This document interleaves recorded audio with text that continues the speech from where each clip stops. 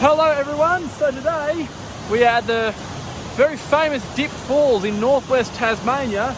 You can probably just see and hear it right behind me there. I'm just near the car park on that little side trail at the top of the falls. Basically this is one of the largest waterfalls in Tasmania, about 40 metres high, huge volume of water and really interesting basalt formations on the cliff. My third favourite in Tassie of all the ones I've been to so far, so it's a pretty good spot. But as well as this one, we're also going to be going up the road a little bit to check out a hidden waterfall called Little Dip Falls, which is not an official name, it's just my name. So we'll try and track that one down and get two for the price of one. Anyway, we're at the main car park. Head down that way as the track leads to the base of the falls, and then over there is a lookout near the top. We'll do the track to the base first and we'll go have a look.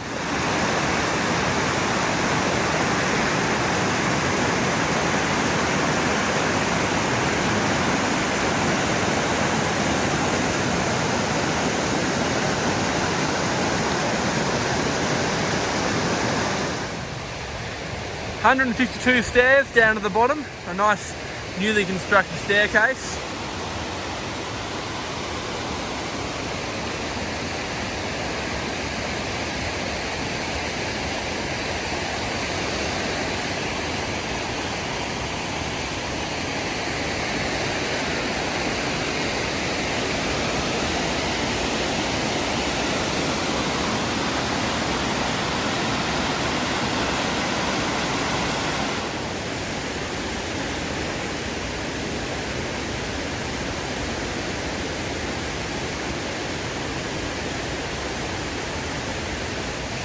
Just coming into the lookout now. Pretty epic.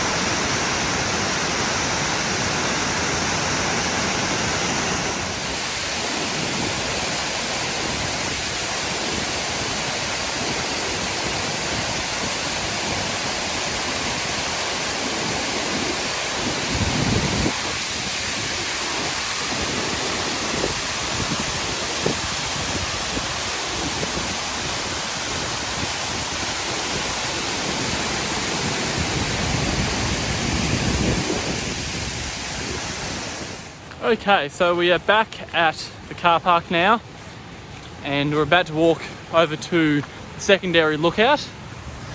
Walking across this bridge here, you can see someone standing there over the top of the falls. The river looking much calmer on that side. And then just up here is the path to the upper lookout. Now, as the sign says here, it's a wheelchair accessible path. There's a handicap parking space there, and we'll head in here. So it's good, there's not that many waterfalls in Tassie that are wheelchair friendly, but this is definitely one of them. Let's just go around the corner and we'll be there.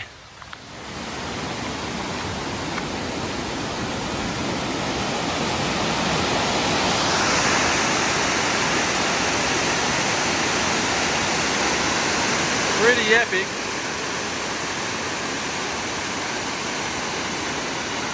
$40 metres high and probably about as wide as it is tall.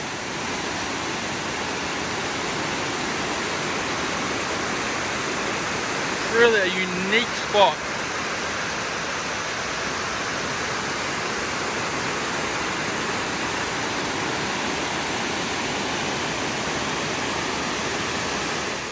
Okay, so we've just returned from the upper lookout for Dip Falls and now we're heading the other direction along the road, so the car park's back that way.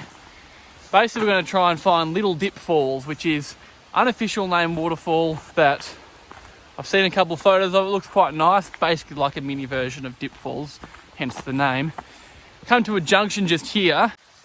So off to the left is the big tree, which we might check out later, time permitting, and I'll give you a look at that. Now this way is the continuation of Dip Falls Road. Clearly fairly degraded down this way.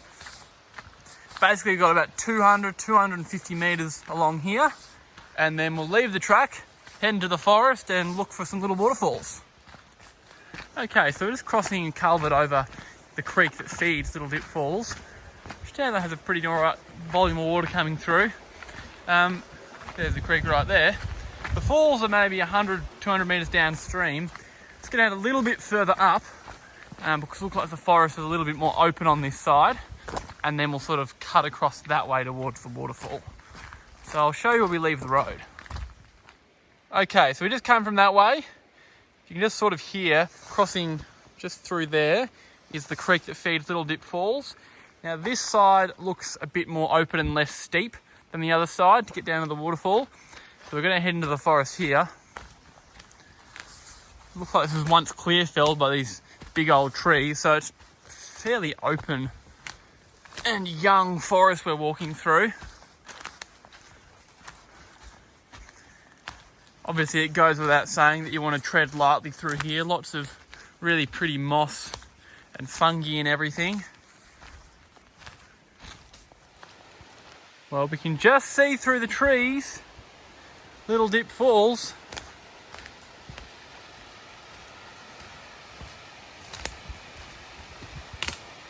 Literally 5 minutes of walking from the road, this. Okay, so after an off-track walk of only about 10 minutes, bit steep and slippery towards the end, nothing too bad, and we've made it to Little Dip Falls. Standing here kind of cuts off the full height. It does slope up a bit further, but it's probably a 15 metres or so falls. The one real downside is, as you can see, it's pretty choked up below, so there's not really a nice vantage point to take good photos. But we'll see what I can manage. Well, after a bit of bashing around, I've come to what I think is probably going to be the best vantage point for Little Dip Falls. Quite impressive close up.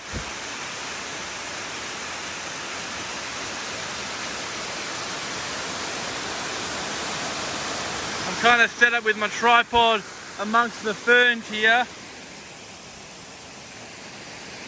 A big flood needs to come through, I reckon, and really clear this out, but it's still really pretty and so green.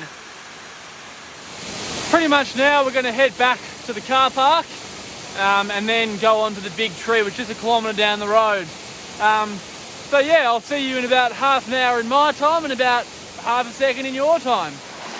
Well, while I was taking photos, Sophie was off doing some exploring and made her way up the top of the falls, which is where I've joined her now. It's not half an hour later, as I said, I lied. However, I thought it was worth showing you the view here. It's definitely a bigger falls than it looks like from below, as you can see from this sort of upper cascadey bit.